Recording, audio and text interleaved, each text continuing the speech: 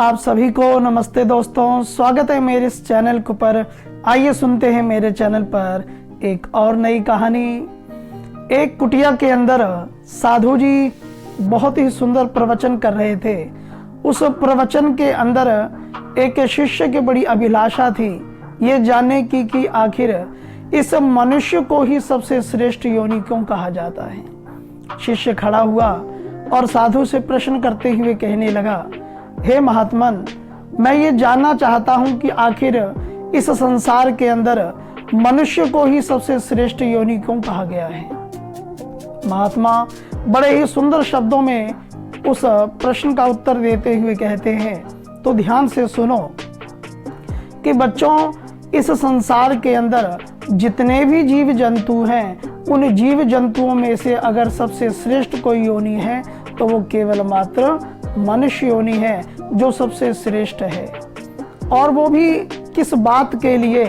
वो है केवल और केवल बुद्धि के कारण। और इसी बुद्धि की वजह से देखो, इस संसार के अंदर जब मनुष्य ने किसी पक्षी को उड़ते हुए देखा तो इसके मन में विचार आया, तो क्यों ना मैं भी इस पक्षी की भांति आकाश में उड़ सकूं।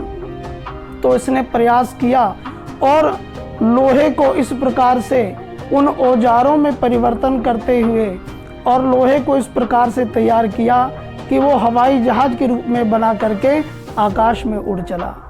और वही मनुष्य जब ये देखता है कि अब आकाश की ओर तो उड़ के चले आए हैं, तो उसने और इसके अंदर परिवर्तन किया और मन में और अभिलाषा हुई कि इसके आगे चल करके देखते हैं। तो इसी मनुष्य ने अपनी बुद्धि का प्रयोग करके और यंत्र लगाए और यंत्र बनाए और वो भी चांद तक पहुंच गया। इसीलिए मनुष्य यदि चाहे तो अपने बुद्धि के प्रयोग से कुछ भी इस संसार के अंदर कर सकता है।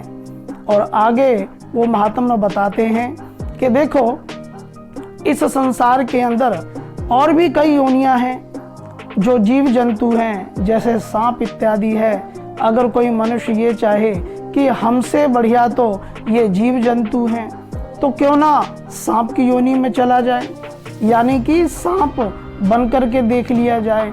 सांप तो देखो कभी अपना घर नहीं बनाता, वो तो दूसरे के बिलों के अंदर ही रहता है और जब वो कहीं इधर उधर निकल जाता है तो सब जगह भगदड़ मच जाती है। तो कहा कि इस प्रकार से क्यों ना वो सांप बन करके रहा जाए।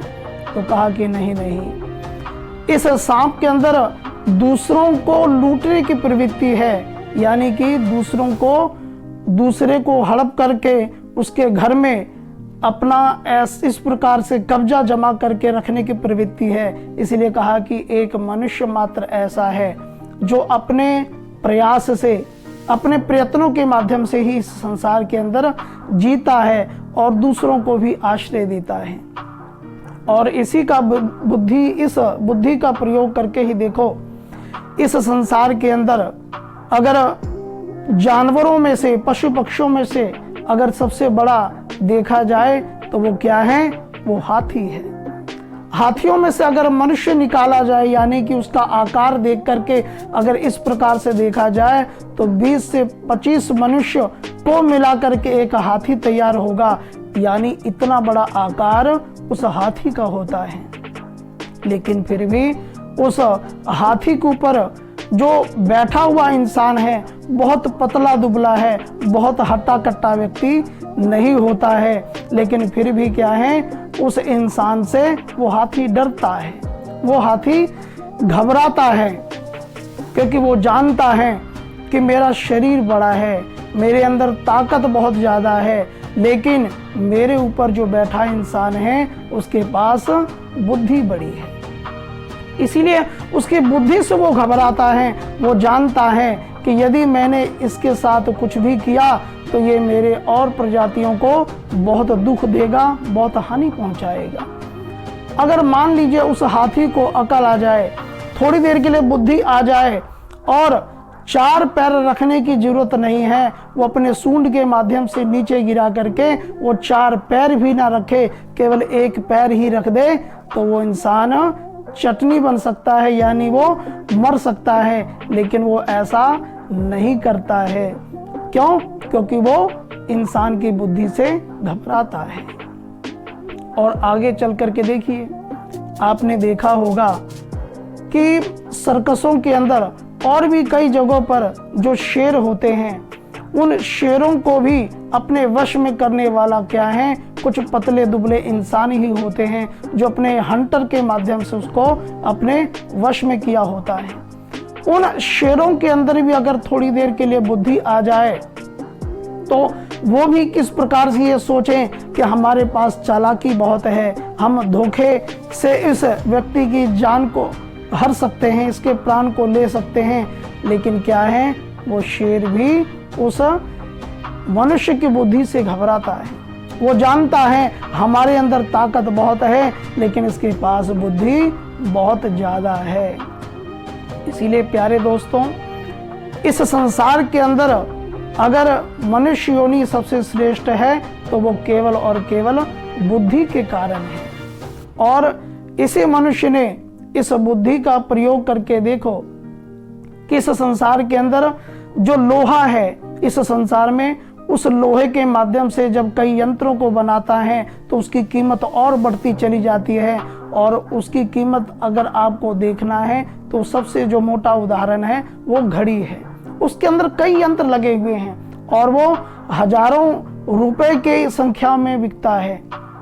तो इस प्रकार से देखें, मनुष्य ने अपनी बुद्धि का प्रयोग करके कहां से कहां इस संसार के अंदर पहुंच गया और साथ में परिवर्तन भी करता चला आ रहा है। इसलिए प्यारे दोस्तों, अगर मनुष्य अपनी बुद्धि का प्रयोग करके इस दुनिया में इतना कुछ बना सकता है, इतना कुछ कर सकता है, तो यही व्यक्ति क्या है, जब इस बुद्धि का दुर्बुद्धि में प्रयोग करता है, यानी गलत कार्यों में प्रयोग करता है, तो यही मनुष्य क्या है, पशुओं से भी बदतर हो जाता है। अर्थात यही मनुष्य कहलाने योग्य नहीं रहता।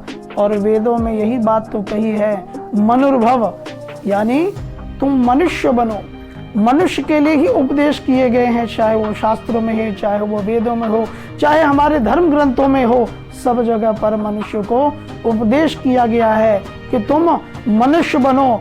और मनुष्य का मतलब ही यही है, मत्वा कर्माणि सीव्यते इति मनुष्य, अर्थात मनुष्य कहते ही उसे हैं जो मनन और चिंतन पूर्वक कार्य को करता है। इसलिए प्यारे दोस्तों, इस संसार के अंदर हम जब तक जिए हम अच्छा जिए, हम जब तक जिए इस संसार में चिंतन मनन पूर्वक कार्य को करें, कोई अनीति का कार्य ना करें। क्योंकि याद रखिए, जैसा हम कर्म करेंगे वैसा ही हमें फल मिलेगा। इन्हीं विचारों के साथ मिलते हैं और किसी नई कहानी के साथ। आप सबका बहुत बहुत धन्यवाद।